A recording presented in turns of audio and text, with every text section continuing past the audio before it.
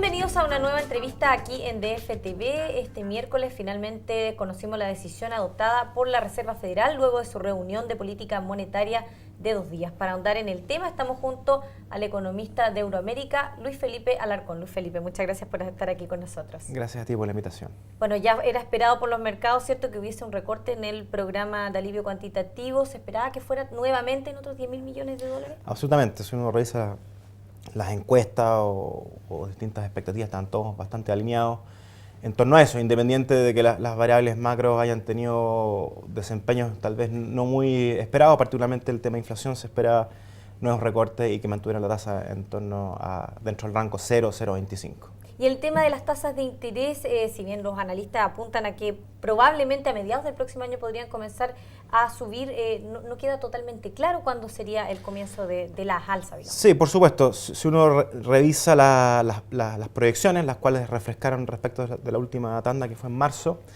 hay tal vez un poco más de consenso respecto a la votación de cada uno de los consejeros de que esto seguiría partiendo a mitad del 2015, probablemente junio.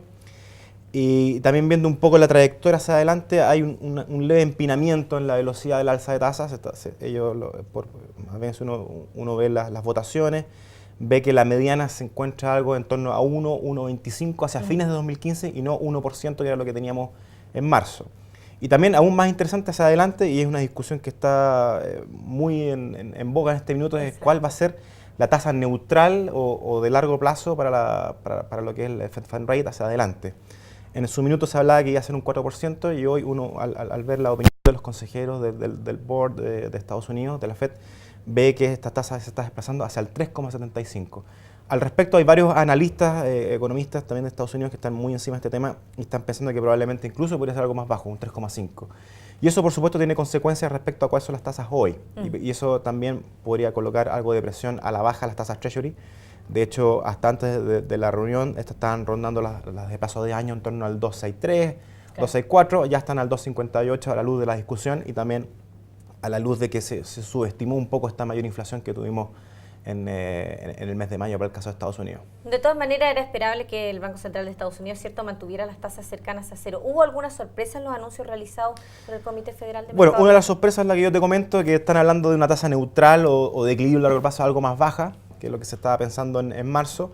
La otra sorpresa, si bien el que bajara la proyección de crecimiento era esperable, yo creo que la magnitud del recorte fue un poco sorpresivo.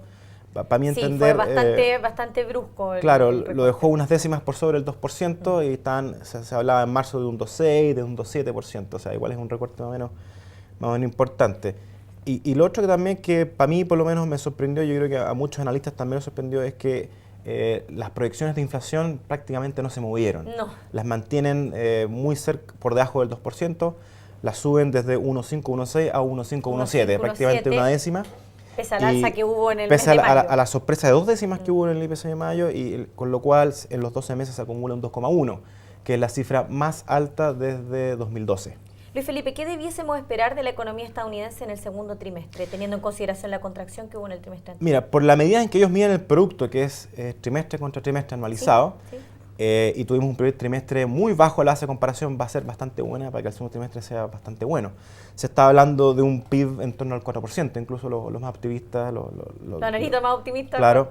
Y por supuesto, la caída del primer trimestre obviamente no va a marcar una tendencia, sino que obedeció más que nada el tema del crudo invierno. El tema del frío, claro. Básicamente lo que lastró a la baja el crecimiento fue la inversión, y dentro de la inversión en todo el tema de la construcción. Por motivos obvios, con esas temperaturas, eso se vio bastante frenado.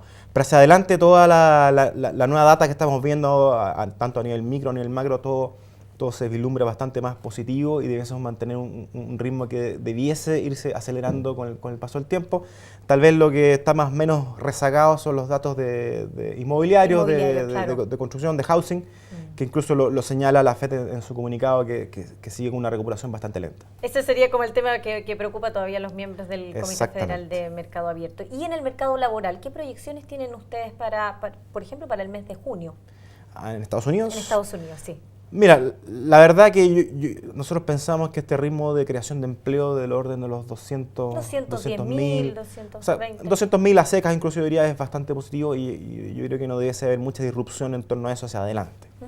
Ahora, con eso lo más probable, y yo creo que en ese sentido la proyección de la FED es bastante justa, debemos terminar con un desempleo en torno al 6% este año para Estados Unidos, lo cual es muy bueno. Y ya incluso para el próximo año se está hablando con un desempleo en torno al 5,7, 5,8, que ya es muy cercano a lo que es la tasa natural de desempleo de Estados Unidos. ¿Y el crecimiento económico en el año 2014 debiese estar en torno a lo que dice la FED, un 2,1? Yo creo que exageraron un poco. A mí me da la impresión de que esto podría estar un poco más cerca del 2,4, el 2,5 y no del techo que le ponen, que es un 2,3.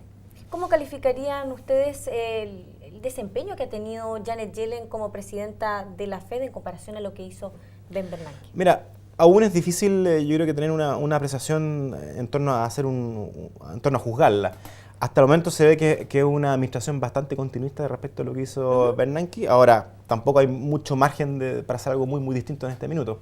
Yo creo que una vez que termine este tema del tapering, o una vez que empecemos Estados Unidos empieza a elevar las tasas, ahí vamos a ver el real manejo de Yellen, porque probablemente va a haber información en sentido opuesto, que en algún minuto va a sugerir ir más rápido, otro minuto va a sugerir ir más lento. Ahí vamos a ver cuál es el real manejo de Yellen en ese escenario. Pero lo que sí se ha visto, Luis Felipe, al menos en estos meses que lleva Janet Yellen en el cargo, es que los miembros del Comité Federal de Mercado Abierto ya no están como tan en desacuerdo entre lo que están hablando como lo que se veía con Ben Bernanke. Eso es cierto. En las últimas votaciones ha habido unanimidad, algo que no era muy común. Siempre hay un par de consejeros que son bastante disruptivos y han estado bastante alineados.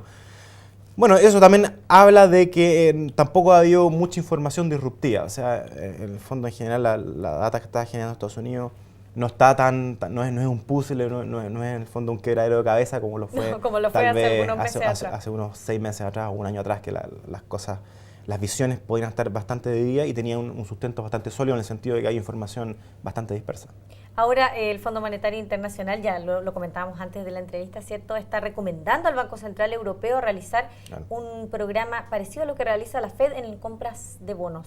¿Qué opinan ustedes de eso? Así es, bueno, la última reunión del Central Europeo dio luces de que iban a estudiar esto de hacer algo parecido al quantitative easing, pero por supuesto por las dificultades... No con bonos soberanos. Es complicado por cómo está estructurado la Unión Europea, la zona euro.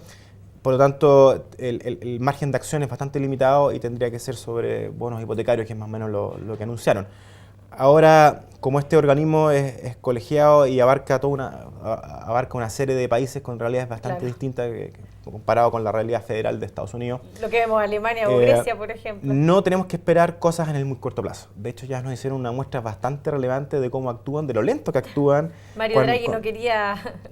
Y con la crisis de 2011-2012 de Europa. O sea, la zona euro estuvo al borde del precipicio y no había un actuar rápido y sólido, y al final, ya cuando el elástico estaba a punto de cortarse, ahí recién vinieron las medidas y que en el fondo permitieron que la zona euro dejara de caer en términos de crecimiento, dado que también las tasas que hemos visto de crecimiento son bastante reducidas y están teniendo un desempeño en el fondo en forma de L.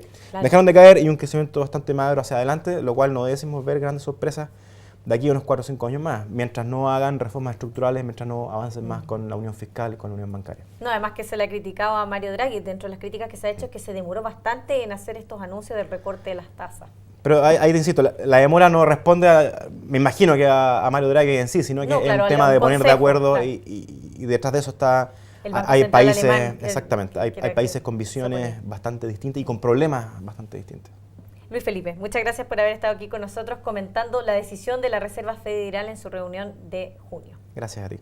Y a ustedes los esperamos en una siguiente entrevista aquí en DF TV.